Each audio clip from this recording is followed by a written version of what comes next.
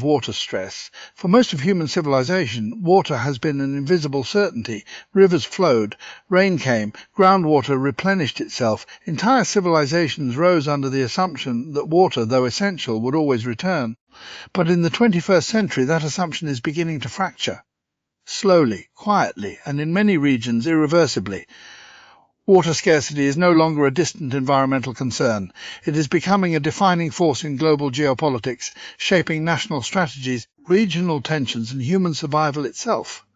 This is not a future crisis. It is already happening. One, the Earth that is changing across the planet, the hydrological cycle is being disrupted.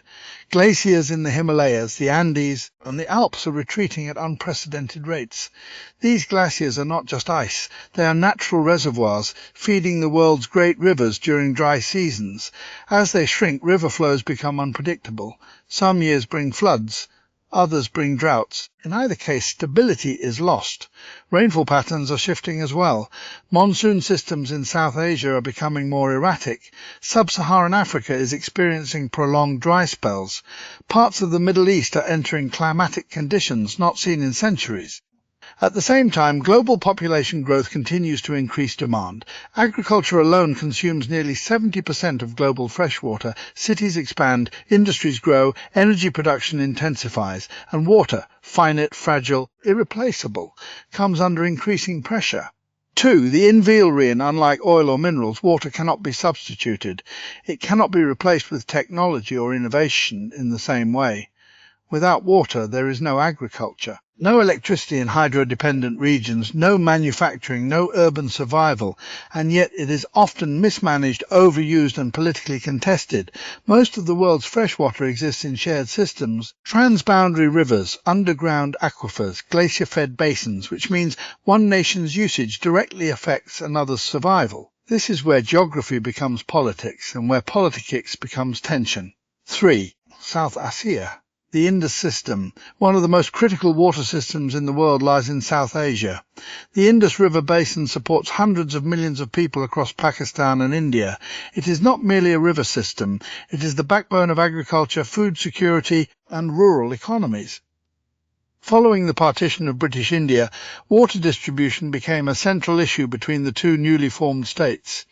This led to one of the most significant water-sharing agreements in modern history, the Indus Waters Treaty. Even during periods of war and political hostility, the treaty has largely remained intact. But beneath its surface stability, pressure continues to build. Population growth is increasing demand on both sides. Climate change is altering glacier melt patterns, and infrastructure development on upstream tributaries has raised concerns about long-term flow stability. While diplomacy has so far prevented escalation, the underlying stress remains unresolved, a silent tension contained but not eliminated. 4. The Nile civilization under pressure far from South Asia, another river tells a different story. The Nile is the longest river in the world and one of the most politically sensitive. For Egypt, it is not simply a river, it is existence itself. Nearly all freshwater resources in Egypt originate from the Nile.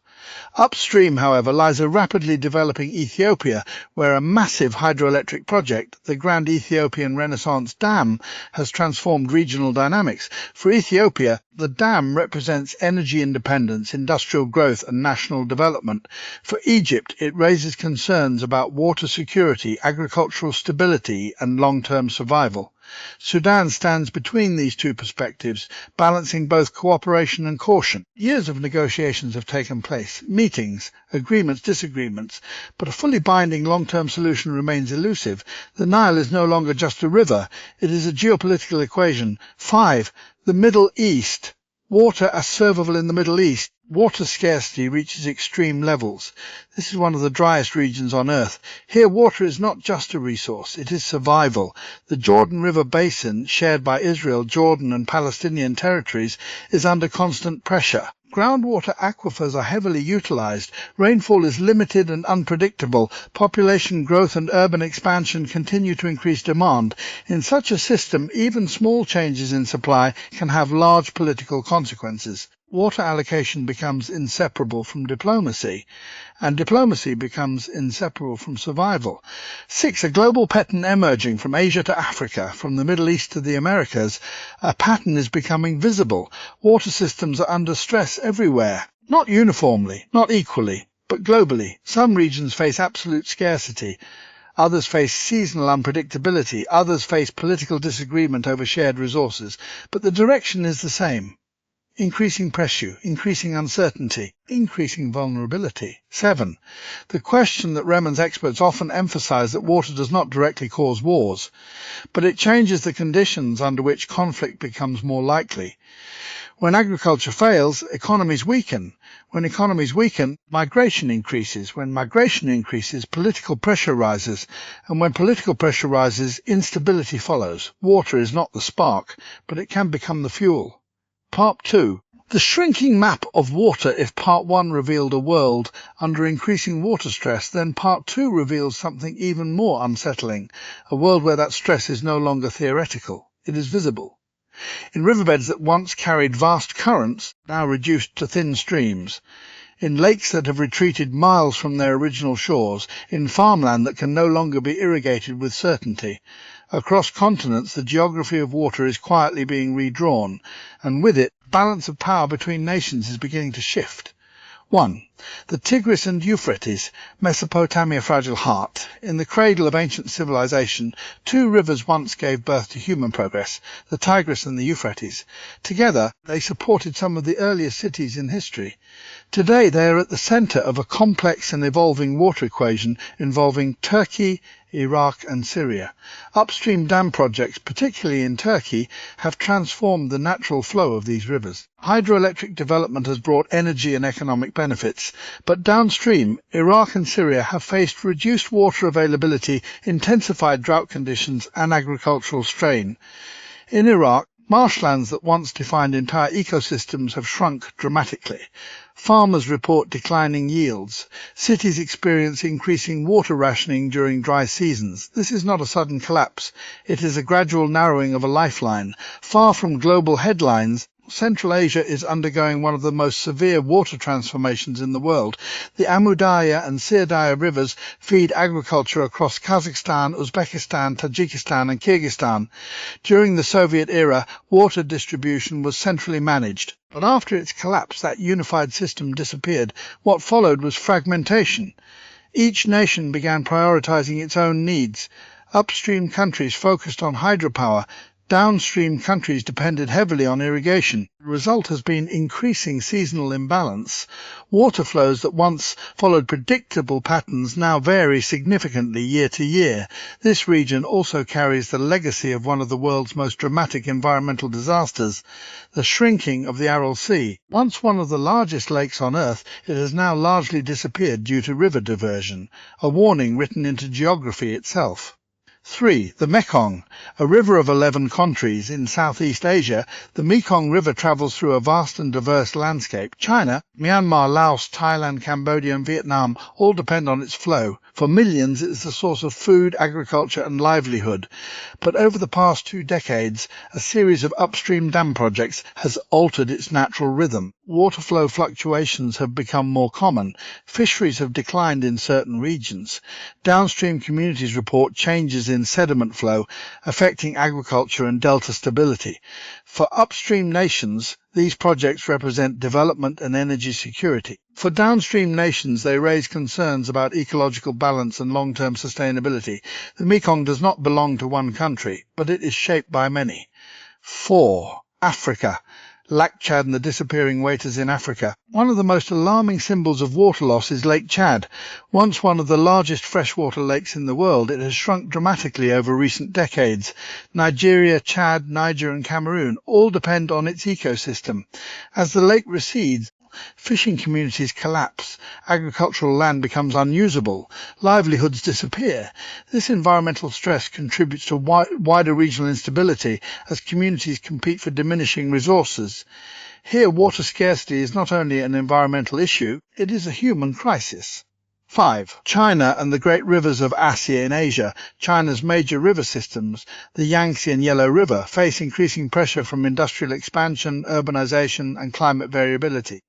While large-scale infrastructure has improved water management in many regions, uneven distribution remains a challenge.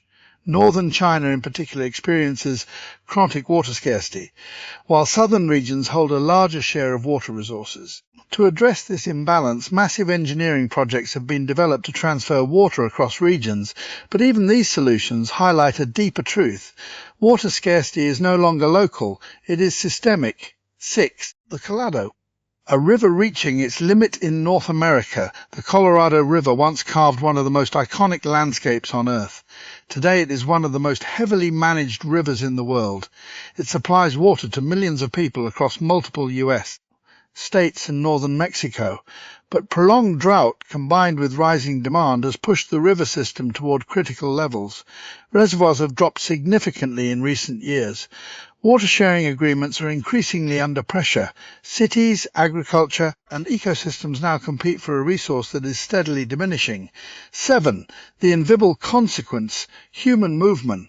As water systems decline, a secondary effect begins to emerge: migration, not sudden mass displacement, but gradual movement. Farmers leaving rural land, communities relocating to urban centres, regions becoming less viable for traditional agriculture. This movement reshapes economies, cities, and political landscapes. Water scarcity, therefore, does not remain in rivers. It travels with people. 8. A world without stable rivers across all continents. One pattern becomes increasingly clear. Rivers are no longer stable systems. They are managed systems, political systems, strategic systems, and in many cases contested systems. What once flowed naturally through geography now flows through policy, negotiation, and infrastructure, and every intervention carries consequences beyond borders. End of part 2. The world is no longer defined only by where water exists, but by how uncertain its future has become. And as pressure builds across continents, one question begins to echo more loudly: what happens when shared rivers can no longer sustain shared futures? Part 3. The politics of water. If earlier chapters revealed shrinking rivers and rising stress, then this chapter reveals something more complex. Water is no longer only a natural resource. It is becoming a strategic instrument, a tool of policy, a lever of negotiation, and in some regions a matter of national security. 1. Water's power throughout history. Control over resources has defined power. In the 21st century, water is joining that list. Unlike oil or gas, water cannot be easily substituted or replaced. It cannot be stockpiled indefinitely. It cannot be transported cheaply across continents. It is bound to geography, and geography does not negotiate. This makes water fundamentally political. When rivers cross borders, they create shared dependency, and shared dependency often leads to tension. 2. The Jordan River Basin, a fragile equilibrium in the Middle East, one of the most water-stressed regions on Earth. The Jordan River Basin represents a delicate hydrological system shared between Israel, Jordan, and the Palestinian territories. Here, rainfall is limited, groundwater is heavily utilized, and demand consistently exceeds natural supply. Over decades, complex arrangements have attempted to manage this scarcity, but the system remains fragile. Water allocation is not just an environmental issue here. It is directly tied to agriculture, urban development, and regional stability. Even minor shifts in availability can increase diplomatic pressure. This is not a river of abundance. It is a river of limits. 3. Groundwater. The infill conflict. While rivers are visible, much of the world's water conflict occurs underground. Aquifers, hidden beneath the surface, are being extracted faster than they can naturally replenish.